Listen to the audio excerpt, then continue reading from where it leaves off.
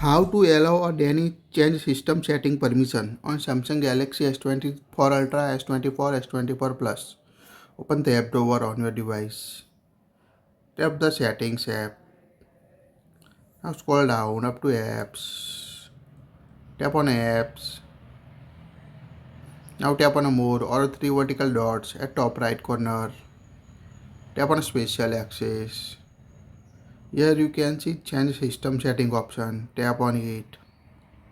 Now you can see the list of supported apps that allow or disallow by default on your device. To show system default apps, tap on the three vertical dots. Tap on a show system apps. Now you can see list of all downloaded apps and system apps on your device. To allow or disallow, just toggle on or toggle off the option you want to change system settings on a Samsung S24 series. That's it. Like it, share it.